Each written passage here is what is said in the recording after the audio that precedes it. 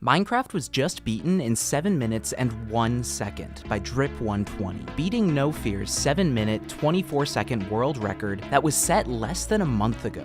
We haven't seen world records set this close to each other in almost 3 years. And for one of the most popular categories in any game in speedrunning history, the sudden explosion of runs threatening and even beating the world record is a huge development. This run is very well played, incredibly lucky, and uses an illegal mod? Rejected from the official leaderboard? Well, we'll get into the controversies surrounding the run later in the video. The most important thing is that this run is freakishly fast, almost breaking the 7-minute barrier, something we used to not be sure was going to ever happen. So prepare yourself to witness one of the most shocking and incredible runs in speedrunning history, as we get into the story of Drip120's 701. The man behind the run, Drip120, doesn't look like your average Minecraft world record holder. Don't get me wrong, he's an extremely skilled and accomplished runner. He's the former Duo's world record holder for Random Seed Glitchless, a former top 25 player in Minecraft Speedrunning Ranked, and he's got multiple sub 7-minute end enters. But his personal best before the world record was 9 minutes and 55 seconds, a far cry from the world record he beat. And more importantly, he wasn't really going for the record when he pulled this run off. When Minecraft speedrunners play random seeds, they can be more or less exclusive and reset their runs with higher or lower standards based on how good of a time they want to get. If they only want to get a sub 15, resetting for a decent seed will save countless hours over resetting for an amazing seed, while a runner who's going for the world record can save a lot of time by not playing those decent seeds. According to Drip120, not only was he not resetting for the world record, he didn't even think he really had a chance to get it. For comparison, the average Minecraft world record contender in 2024 has an 802 personal best, 17 different sub 10s, 5 sub 7 end entries, and gets through more vape pods in a day than nether exits. Relatively speaking, Drip120 is an underdog, but the beauty of Minecraft random seed speedrunning that really doesn't exist in any speed game that's nearly as optimized as Minecraft is that it's chaotic, random, and anyone who puts in the time and resources can have a shot at greatness. And on January 3rd, 2024, Drip got his. Now, before we get into the run, I would normally explain here what the current meta of top-level runs looks like for anyone who's unfamiliar or hasn't watched Minecraft speedrunning in a while. But the meta literally has not changed at all since the last world record 3 weeks ago, so I'm gonna insert the segment from that video here. If you're already caught up on the overall look of the runs, you can skip to this time. The basic meta of a modern 1.16 run looks like this. The runner spawns in, acquires wood, tools, and preferably food, and finds a nether entry via an underwater magma ravine, a lava pool, or a ruined portal. In the nether, they'll need a bastion, where they can collect copious amounts of gold and trade it with copious amounts of pigmen to acquire copious amounts of ender pearls, obsidian, and materials to make explosives. Then, they'll need a nether fortress, where they'll kill blazes to acquire blaze rods, and craft their ender pearls and blaze rods into Eyes of Ender. They re-enter the overworld and throw an Eye of Ender, which will indicate the location of the stronghold. They then travel back through the nether, where 1 block is equivalent to 8 in the overworld, build a new nether portal, and travel back to the overworld, where if everything goes right, they'll be right inside the stronghold. They find the end portal room, fill the end portal with their Eyes of Ender, then go to the end and use their explosives to kill the dragon, using either a setup called the 1 cycle or another called the 0 cycle. We'll get into those later. Drip spawns next to a beach biome, which is how most playable world record seeds start nowadays. The previous world record by No Fear also started on a beach next to a forest, and before that, Xylonox's world record began with a similar spawn. The reason for this is simple: buried treasure. Like most other aspects of Minecraft, speedrunners have finding buried treasure down to a science. First, they load seeds in several instances of Minecraft using the wall, and are able to see the worlds generate as they load thanks to a legal mod called World Preview. Once they see a seed they like, a beach biome, they can select it and use the F3 screen to determine if there's any buried treasure nearby before they even dig a single block of sand. Since a chest is a block entity, it will show up on the F3 screen pie chart if it's within the player's field of view, and by narrowing the game window and reducing their render distance, they can determine the exact 16 by 16 block area or chunk the chest is in. Though there's only roughly a 1 in 100 chance for a buried treasure to generate in a given beach biome, with world record times closing in on 7 minutes, it's worth the high number of resets because top-level runners simply don't have time to waste in the overworld. Drip's pie chart indicates that there's a chest here, and since buried treasure always generates in the 4-4 coordinates of the chunk it's in, Drip knows exactly where to dig. The treasure generating underwater means that it takes him 5 times as long to mine the blocks around it as it would on land, which is a small time loss. But since the gravel block drops flint, which has just a 10% chance of happening, and is needed to light the nether portal, this run remains on great pace so far. Drip gets fantastic loot from the chest, with 11 iron, 5 gold, and 4 diamonds being enough for some high-grade tools, some cooked fish for food, and some TNT saving him a good chunk of time when collecting wood. In No Fear's previous world record, the chest didn't contain any TNT. There's about a 37% chance of this happening, and so he had to not only collect wood by hand, but also shear leaves to use as building blocks, giving Drip valuable seconds of advantage. He saves the other TNT block to use in the nether fortress, which we'll get to later. Drip crafts a diamond shovel and pick, an iron axe, a bucket, a boat, and doors. The crafting isn't perfect. There's probably about a second lost just due to items not being dragged and clicked quite as precisely as they could be, but he's still on great pace, and because he already has all his building blocks, he's ready to start looking for a place to build the portal 45 seconds into the run, about 10 seconds faster than No Fear. The beach is next to a deep ocean, where magma ravines are common. One of these ravines is visible from shore, so Drip begins boating towards it. He'll look for magma blocks, which can have lava under them, and use his bucket and doors to help him build the portal. He has to settle for a 1x2 magma piece with lava only 1 block deep below the surface, which is a slower and more difficult portal to build than runners often get, but Drip's portal building is super fast and pretty much flawless, and he's into the nether at about 1 minute and 18 seconds. He's now on a pace 21 seconds faster than No Fear's nether entry, but 10 seconds slower than Xylonox's pace in his former world record, which just shows how much variety these runs can have even just a minute in. Of course, there's a lot of steps between here and killing the dragon, and a lot that can go right or wrong. It'll all come down to what the game gives Drip and what he's able to do with it.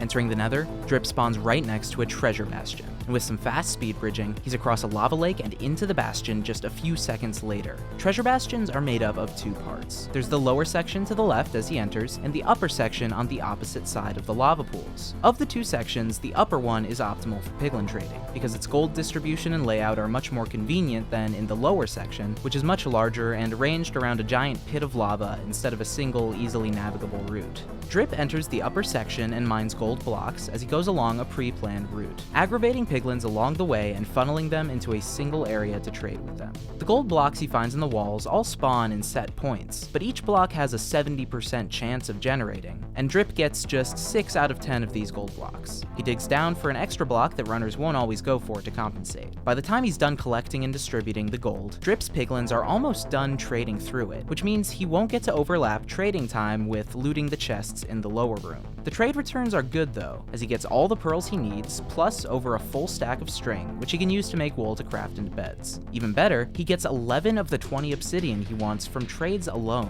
which is really lucky. All that's left to do is head down to the chest rooms and hope for 9 more obsidian. But on the way down, he pauses as he spots something just as important: the nether fortress. From the chests, he gets exactly what he's looking for, and he's ready to pearl towards the nether fortress. He's out of the bastion at 3 minutes and 9 seconds, which is almost a minute faster than No Fear's pace from his record, although it's actually slightly slower than Xylonox's pace was at this point in his run. Drip pearls halfway to the fortress, preemptively drinks a potion of fire resistance, then throws another pearl towards the side of the fortress, intending to block clutch as the pearl hits the wall. He slightly mistimes the sprint and jump of his pearl throw, though, and lands lower than he intended to, ending up in the lava. This loses several seconds, although it's not as bad as it would have been if he didn't have extra pearls to get back up the fortress with. It's also not as bad as if Drip hadn't drunk his fire resistance potion beforehand, which is just one example of the many tiny precautions speedrunners take paying off.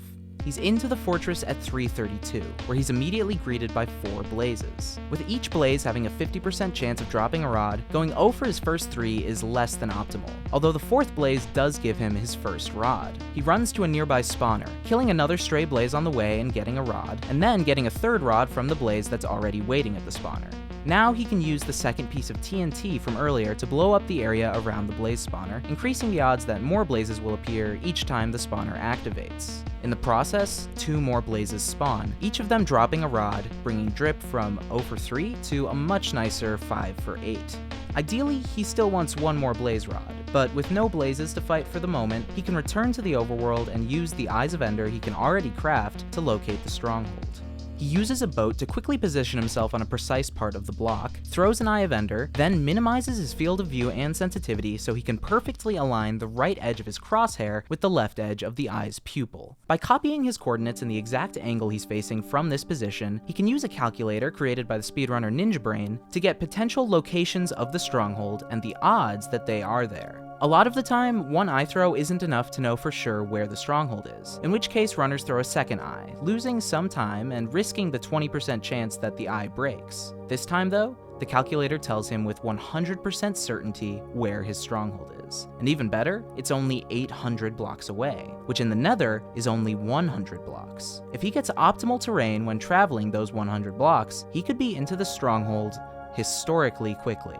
Without missing a beat, Drip stays locked in and gets back into the Nether at 4:53. He quickly kills the 1 blaze waiting for him, which drops a 6th consecutive rod, then immediately pearls in the direction he needs to travel. He lands on a nice flat landmass, and needs just a little bit of speed bridging to get to the precise coordinates where he builds his final portal. He lights it, and all of a sudden, he's into the stronghold at 5 minutes and 22 seconds. Not only has he pulled about 20 seconds ahead of Xylonox's pace, not only is he now 50 seconds ahead of No Fear's world record, but Drip is now in the stronghold faster than anyone has ever been.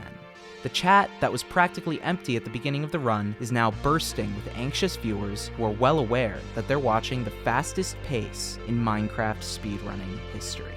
That's a lot of pressure, but there's no time for Drip to process any of that. This may be the fastest pace ever, but he's still got just 2 minutes left to find the end portal, enter the end, kill the dragon, and get into the exit portal to beat the game. For Drip 120, it's now or never. Into the stronghold, he first pulls up the pie chart and looks for the portal room the same way he found the buried treasure earlier, since the silverfish spawner in the portal room is also a block entity. He sees that it's in this general direction, and despite some scuffed generation, he finds the portal room pretty much immediately. Now he just has to fill the end portal, but he makes a deceptively important omission here as well. Some runners would stop here to craft their explosives and set up their hotbar before entering the end in order to prepare for the zero cycle, one of 2 ways speedrunners can kill the dragon nowadays. The zero cycle involves immediately pearling onto the obsidian tower that the dragon is circling right when the runner enters the end, building up off of the tower to a predetermined spot, then blowing up explosives to kill the dragon as it repeatedly flies by that spot. Depending on end generation and dragon positioning, the zero cycle can have varying levels of difficulty or just not be possible at all. But if it is, runners jump at the chance, since it's both faster than a 1 cycle at its fastest, and much more consistently fast than a 1 cycle. But you can only do a 0 cycle if you're fully prepared before you enter the end. Drip, in the heat of the moment and trying not to break his focus, heads straight into the end portal and fills it up. The downside? He'll have to rely on the 1 cycle to kill the dragon. The upside? He just entered the end at 5 minutes and 44 seconds, the fastest anyone has ever done it. He's 30 seconds ahead of Xylonox, who had the previous fastest end enter in a completed run. He's 45 seconds ahead of No Fear, who did 0 cycle in his record and thus had a faster end split than Drip can expect to have.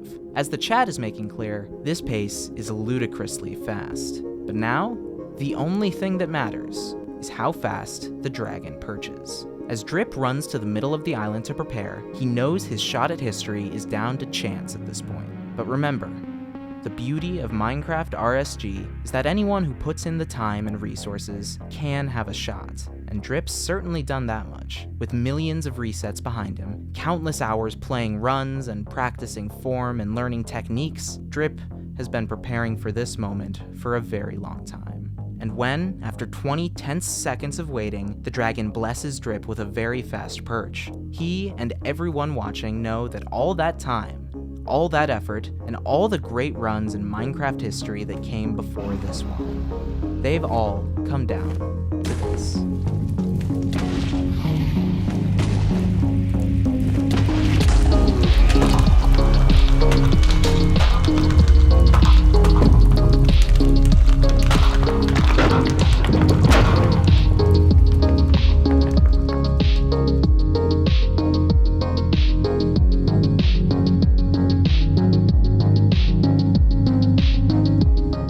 7 minutes and 1 second.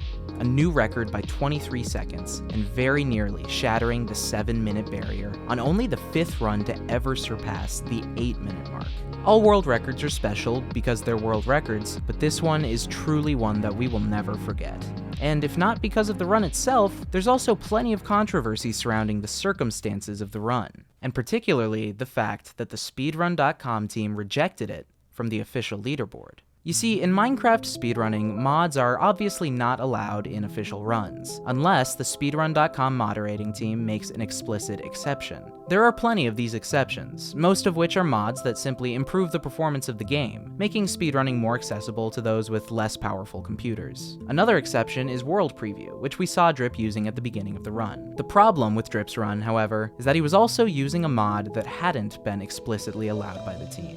That might sound suspicious on the surface, but the mod was in fact totally harmless. It was a mod that works with World Preview to prevent occasional crashes that the mod can cause on lower performance computers. It doesn't affect anything else in the game. So, when the mod team stood by their rules and rejected Drip's run from the official leaderboard, people were understandably upset. This run obviously wasn't cheated. Who cares if he was using a mod to stop his game from crashing? And while the mods said as much in their statement, saying they rejected the run because several other world record runs have been unverifiable for the same reason, and to make it fair for all runners, we treat every run, including world records, with the same rule set, it still seemed ridiculous to many that such an incredible and important run should be left off the leaderboard despite being legitimate. A lot of discourse ensued from this, and there are ongoing conversations within the mod team about potentially revising this decision and allowing the run to be on the official leaderboard. What do you think the best solution is here? Let me know down in the comments. But regardless, the best thing to take away from this run is that Drip 120 played an incredible, unforgettable world record, as speedrunners are continuing to push Minecraft to its very limits.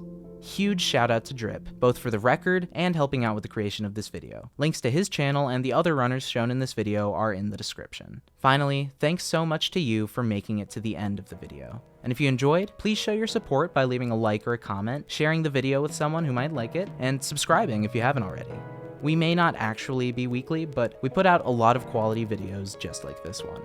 Once again, thank you so much for watching, and I'll see you in the next video.